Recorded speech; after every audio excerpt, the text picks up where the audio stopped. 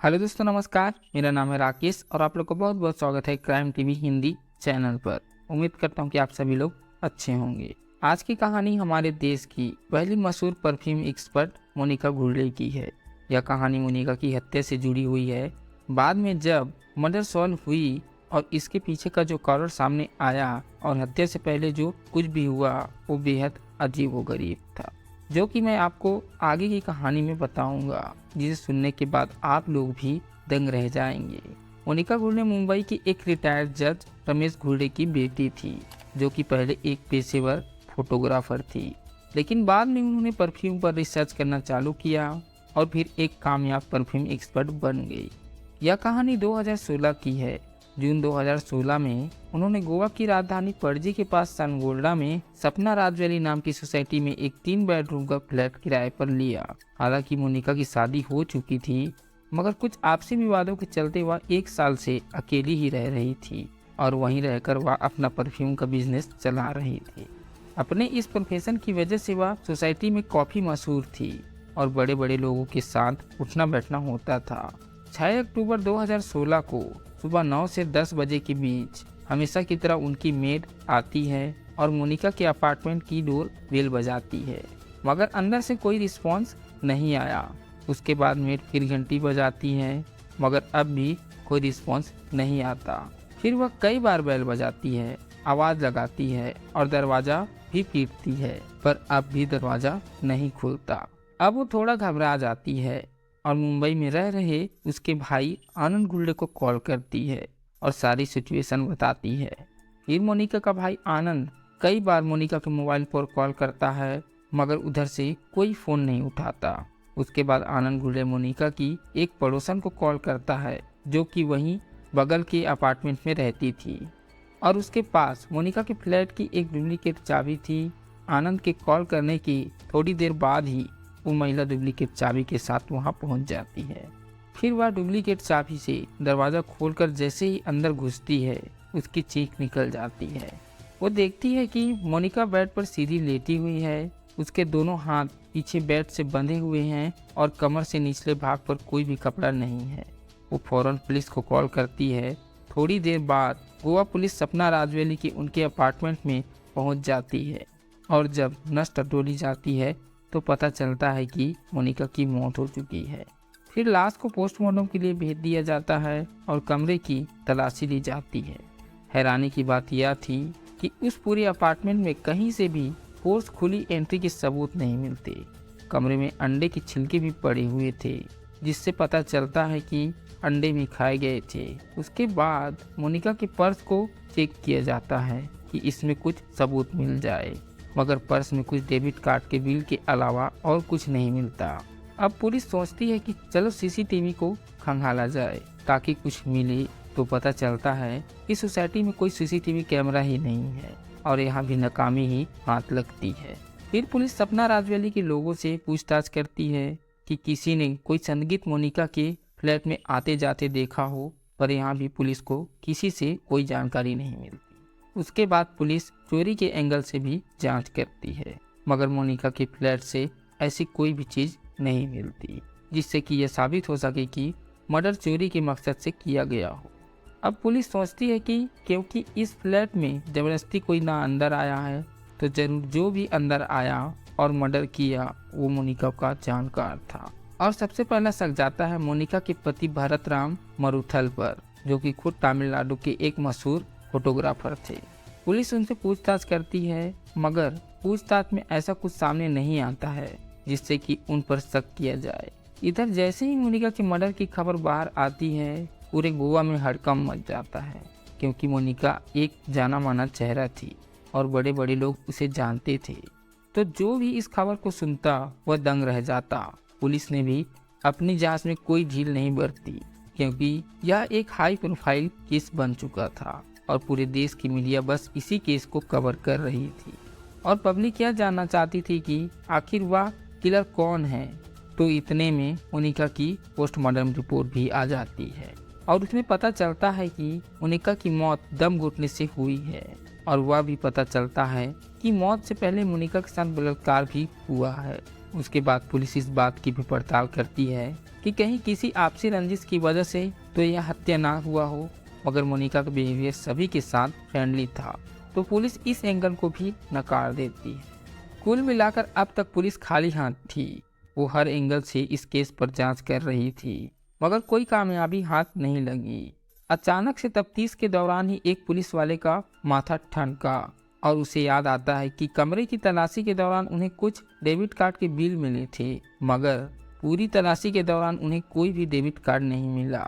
उसके बाद गोवा पुलिस उस डेबिट कार्ड के बिल को लेकर बैंक पहुंचती है और उस कार्ड के ट्रांजैक्शन की डिटेल मांगती है, तो पता चलता है कि 6 अक्टूबर को सुबह 6 बजे ही इस कार्ड का इस्तेमाल पोरवरम के एक एटीएम में किया गया है, जो कि सपना राज वैली से महज 4 से 5 किलोमीटर दूर है।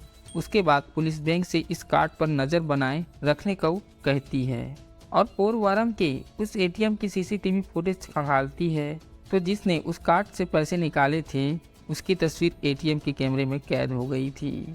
उस तस्वीर को लेकर पुलिस सपना राज वैली पहुंचती है और जैसे ही वहां के लोगों को यह तस्वीर दिखाई जाती है, वह तुरंत उस तस्वीर को पहचान जाते हैं और कहते हैं कि इनका नाम राजकुमार है और ये यहाँ का पुराना सिक्योरिटी गार्ड था, मगर चोरी के इल्जाम में 2-2.5 महीने पहले ही नौकरी से निकाल दिया गया था।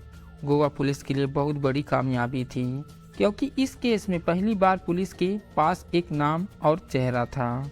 उसके बाद पुलिस राजकुमार की कुंडली खंगालती है, तो पता चलता है कि 21 साल का राजकुमार पंजाब की बंडीडा का रहने वाला है और पहले भी इसके ऊपर चोरी के मामले दर्ज हो चुके हैं। पुलिस को राजकुमार की सारी जानकारी तो मिल गई, मगर अब पुलिस के लिए चैलेंज यह था कि उसे पकड़ा कैसे जाए, तो उसके लिए गोवा पुलिस अब उस डेबिट कार्ड की अगली ट्रांजैक्शन का इंतजार करने लगी। उसके बाद कुछ वक्त बीतता है और अचानक से पुलिस को पता चलता है कि अभी अभी बेंगलोर के एक एटीएम से इस कार्ड का इस्तेमाल करके कुछ पैसे निकाले गए हैं। गोवा पुलिस तुरंत हरकत में आती है और बेंगलोर पुलिस से कांटेक्ट करती है। बेंगलोर पुलिस उस एटीएम की फुटेज चेक करती है जहां से उसने पैसे निकाले थे। उस एटीएम की फुटेज में भी राजकुमार का चेहरा साफ साफ नजर आ रहा था। उसके बाद बेंगलोर पुलिस राजकुमार की फोटो लेकर उस एटीएम की लोकेशन के आसपास के होटल और लॉज में पूछताछ करना शुरू करती है।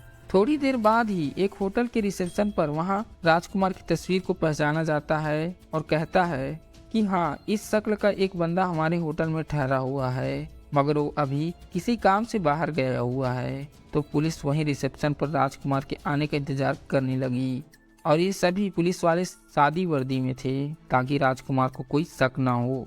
थोड़ी देर बाद राजकुमार जैसे ही रिसेप्शन पर पहुंचता है, पुलिस वाला उसे पहचान जाता है और उसे दबोच लेता है। तो मोनिका घुर्डे के मर्डर के सिर्फ 2 दिन बाद ही 8 अक्टूबर 2016 को राजकुमार को बेंगलोर के एक होटल से अरेस्ट कर लिया जाता है। फिर उसका नाम पूछा जाता है तो वह एक्सेप्ट करता है कि उसका नाम राजकुमार है। इसके बाद गोवा पुलिस को कांटेक्ट किया जाता है। फिर गोवा पुलिस बेंगलोर पहुंचती है और कोर्ट से ट्रांजिट रिमांड लेकर राजकुमार को गोवा लेकर आती है।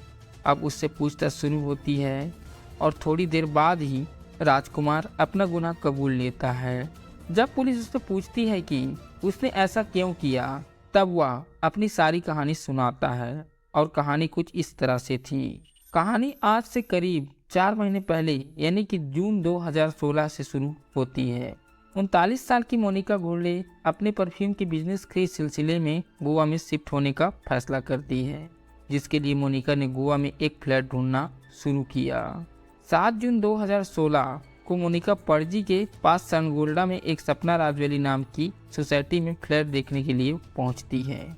सोसाइटी के गेट पर मोनिका को सिक्योरिटी गार्ड राजकुमार मिलता है और सोसाइटी के मैनेजमेंट ने राजकुमार को पहले ही फोन कर दिया था कि कोई महिला आएंगी फ्लैट देखने तो उन्हें फ्लैट दिखा देना।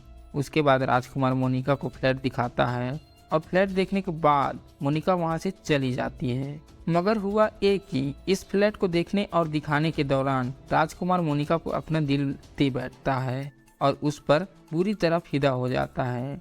फिर 4-5 दिन बीतने के बाद एक गाड़ी सपना राज वैली के गेट पर आकर रुकती है। राजकुमार के गेट ओपन करता है तो देखता है कि मोनिका अपने सामान के साथ वहां पहुंची हुई है।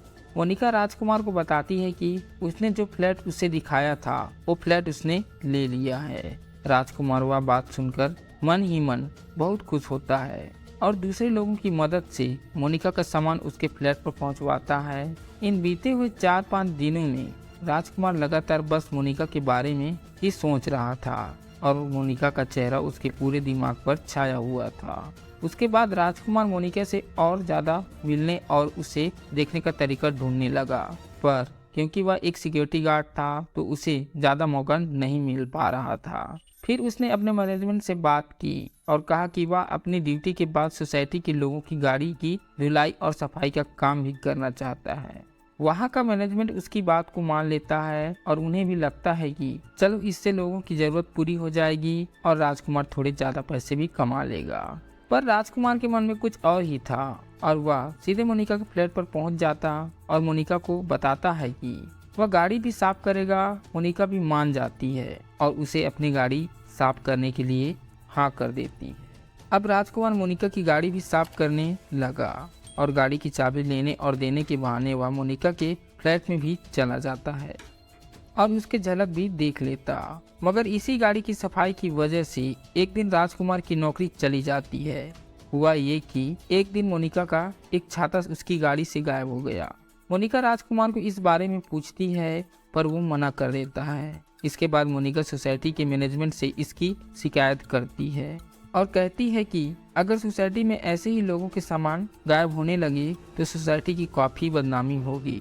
वहाँ का मैनेजमेंट इस बात को सीरियस लेता है और छानबीन शुरू कर देता है।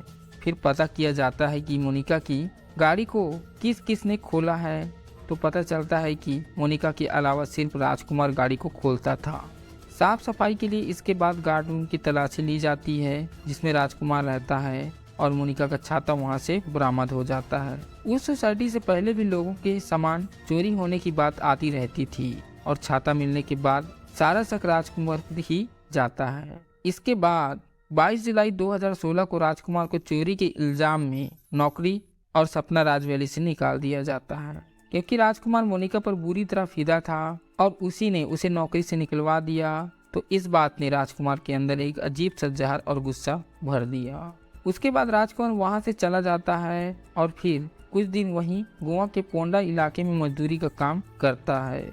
इस दौरान वह 2 बार मोनिका से मिलता है और उसे चोरी की शिकायत वापस लेने को कहता है, पर मोनिका साफ मना कर देती है।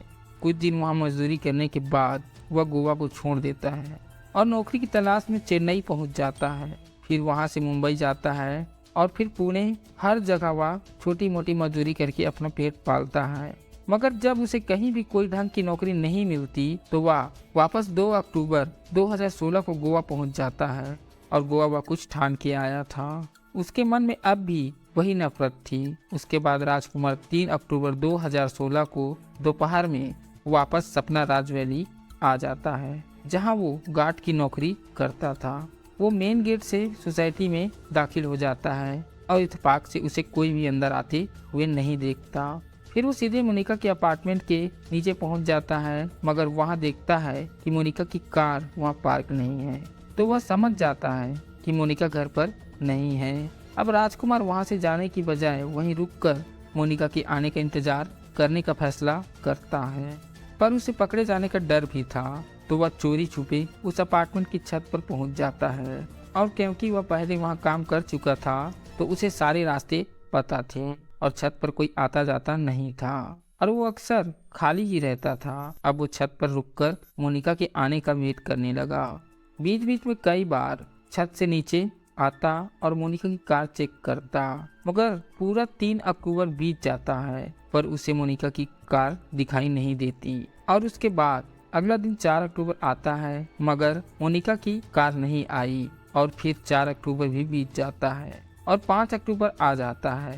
5 अक्टूबर को भी वह सुबह से कई बार मोनिका की कार चेक कर चुका था मगर उसे कार दिखाई नहीं दी। अब लगभग 2 दिन बीत गए थे उसे छत पर रुके हुए। छत पर ना तो कुछ खाने को था और ना कुछ पीने को। इस दौरान कई बार उसका मन कर रहा था कि वो वहां से चला जाए मगर वो अपने मन में कुछ सोचकर आया था और उसी सनक में उसने लगभग 48 घंटे से भी ज़्यादा का वक्त भूखे प्यासे छत पर बिता दिया।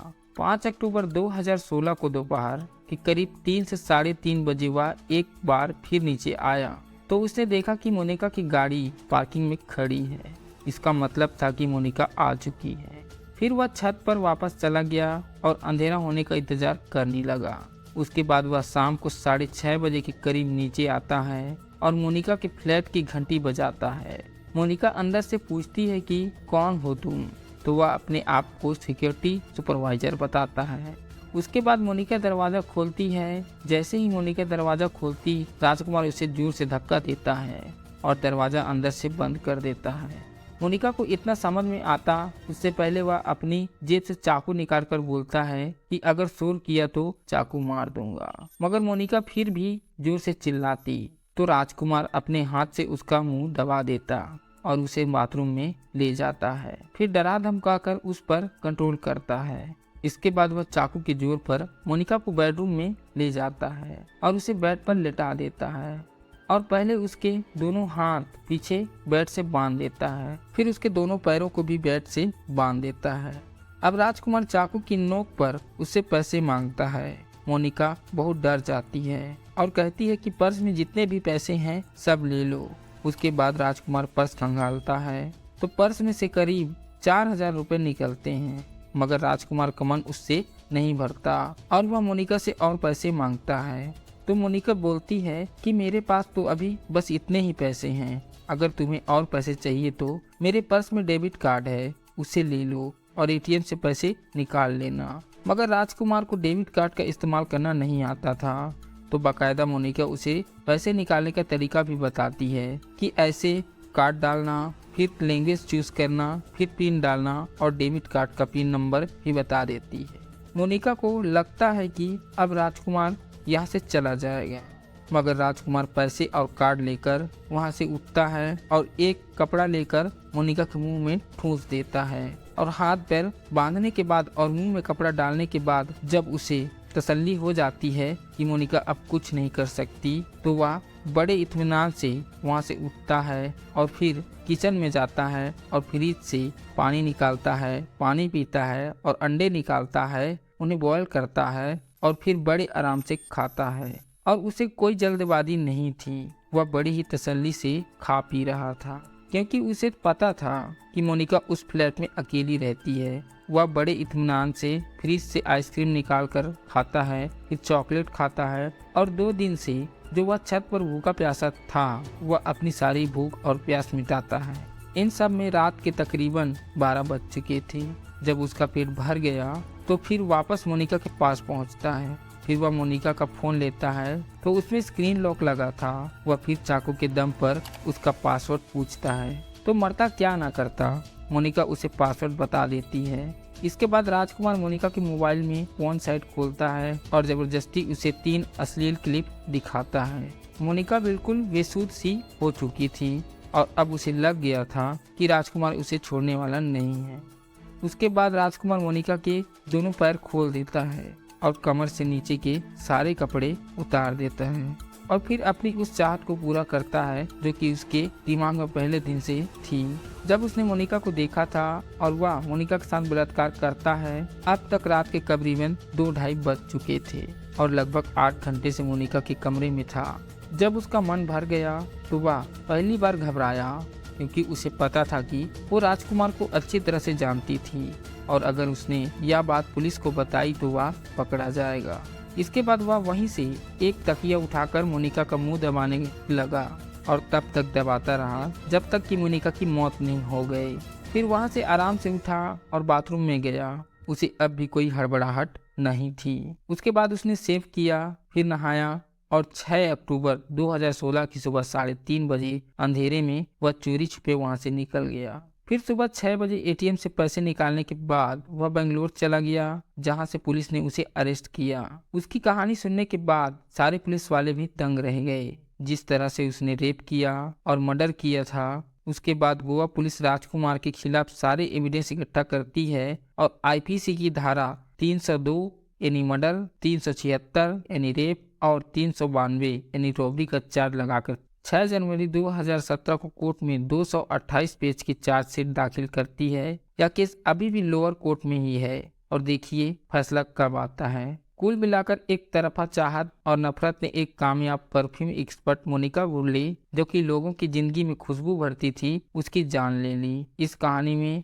एक तरफा चाहत थी, नफरत थी और एक सनकी कातिल था, जो कि अपनी सनक पूरी करने के लिए 48 घंटे से भी ज्यादा भूखा प्यासा छत पर छिपा रहा। तो यह थी मोनिका बुर्ले मर्डर केस की पूरी कहानी। मुझे उम्मीद है कि आप लोगों को यह कहानी पसंद आई होगी। दोस्तों, कहानी कैसी लगी कमेंट करके जरूर बताइएगा और ऐसी वीडियो देखने के लिए चैनल को सब्सक्राइब करके बेल आइकन जरूर दबा लीजिएगा। मिलते हैं अगली एपिसोड में। अलविदा।